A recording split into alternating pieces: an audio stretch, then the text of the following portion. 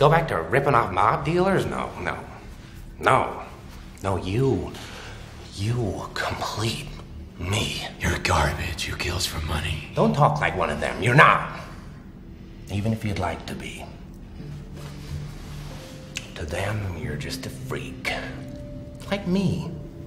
Olá, bem-vindos ao Cinemark. O tema dessa semana é o Batman, um dos personagens mais queridos das histórias em quadrinhos, junto com o Super-Homem e o Homem-Aranha. Os três formam uma espécie assim de santíssima trindade dos quadrinhos. O Batman, que comemora neste ano de 2014 75 anos de sua primeira aparição.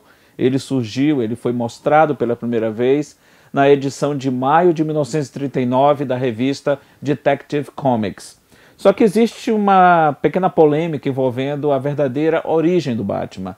Uma personagem bem parecida teria surgido em 1932, criado pelo Frank Foster II. Ele teria feito o desenho de um herói, de nome Batman também, que se vestia de morcego, para o pessoal desse Comics, que na época não aprovou a ideia.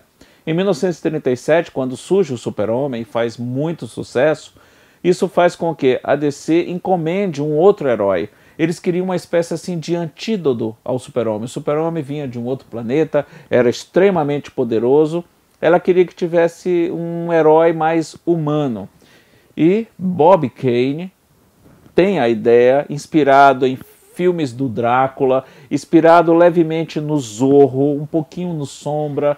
Ele tem a ideia desse personagem, que não tem superpoder nenhum, que se vale apenas do seu intelecto, da sua força física e também da fortuna que ele tem. Muitos dizem até que o verdadeiro superpoder do Batman é a fortuna do Bruce Wayne, a sua identidade secreta. Então ele cria esse personagem e ele é lançado nessa edição de maio de 1939 na revista Detective Comics.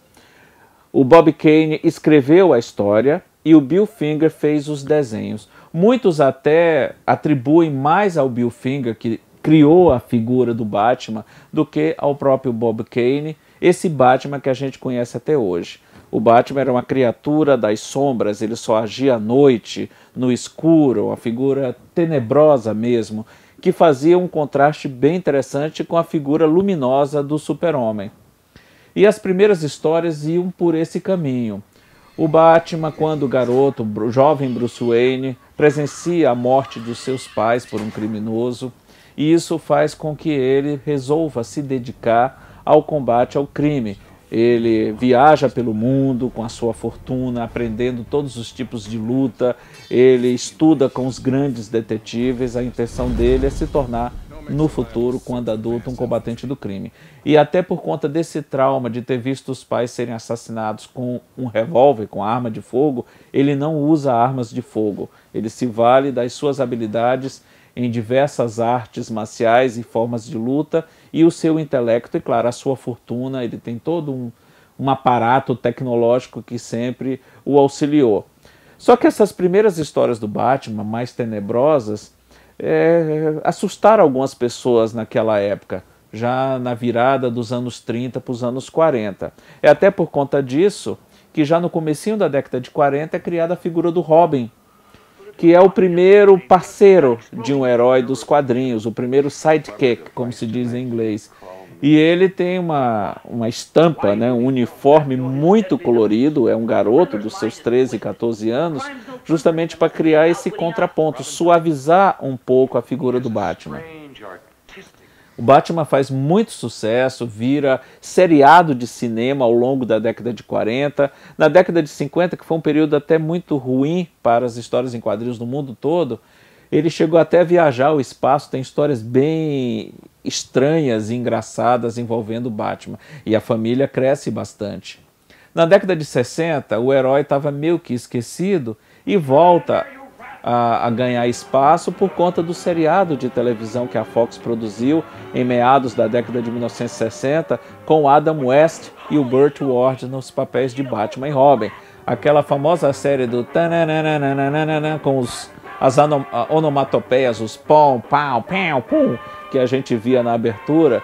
E apesar de muito folclórica, muito colorida, muito alegre, Isso serve para despertar novamente nos leitores o interesse pelo Batman nos quadrinhos. Termina provocando a primeira grande revisão do herói nas histórias em quadrinhos. Isso surge na viradinha dos anos 60, comecinho dos anos 70, quando o herói passa a ser escrito e desenhado pelo Neal Adams, que reformula completamente o herói e resgata muito das características que ele tinha originalmente. Essa transformação atraiu novamente um grande número de leitores para o Homem-Morcego, e a transformação mais radical que ele vem a sofrer termina acontecendo em 1985.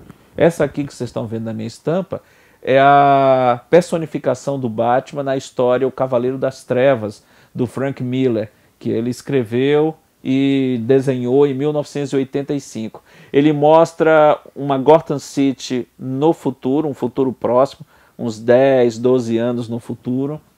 O mundo não tem mais super-heróis, o governo acabou com todos eles. O único que continua em atividade é o Super-Homem, que é uma espécie de escoteiro do governo americano.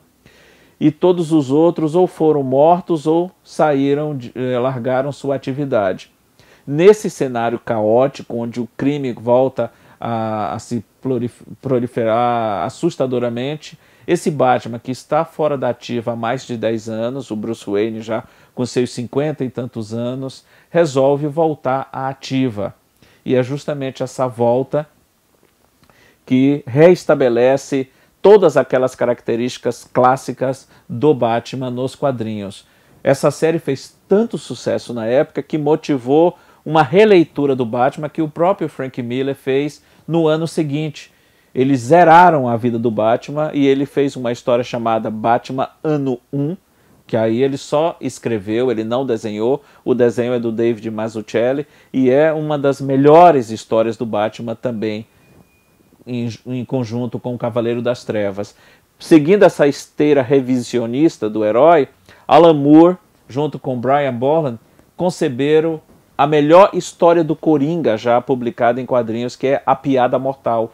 Uma história que conta a origem do Coringa de uma forma bem próxima do que foi feito com o Batman em O Ano 1. A partir daí, o herói volta a se tornar popular e isso motiva a Warner a produzir uma nova série de filmes que começa em 1989, dirigido pelo Tim Burton. Ele faz o primeiro filme do Batman, que é estrelado pelo Michael Keaton. Na época foi uma grande polêmica, ninguém conseguia ver, eu ainda não consigo ver o Michael Keaton como Batman, mas é um filme importante porque ele estabeleceu muitas questões que hoje são fundamentais em uma boa história de super-herói no cinema. O Burton dirigiu a continuação, Batman, O Retorno, e depois saiu da franquia, que foi assumida pelo Joel Schumacher, que fez Batman Eternamente. E pouco depois ele fez aquele filme que enterrou a franquia de vez, Batman e Robin, que é muito ruim.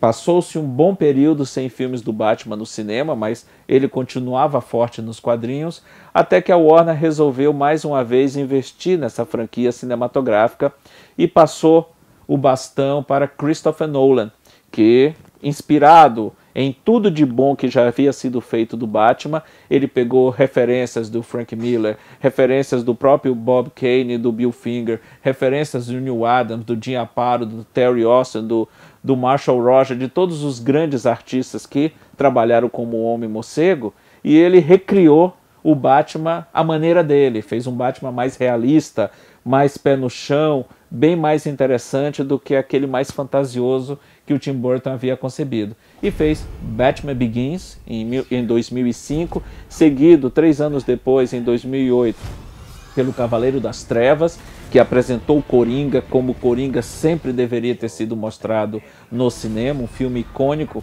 muitos consideram a melhor adaptação de quadrinhos de todos os tempos, e ele encerrou essa trilogia recentemente, em 2012, com o Cavaleiro das Trevas Ressurge. No momento, o Batman está sendo prometido para voltar em 2016 em um filme junto com o Super-Homem, Super-Homem vs Batman, e que mostra, inspirado no Cavaleiro das Trevas do Frank Miller, o Batman já adulto e enfrentando o Super-Homem.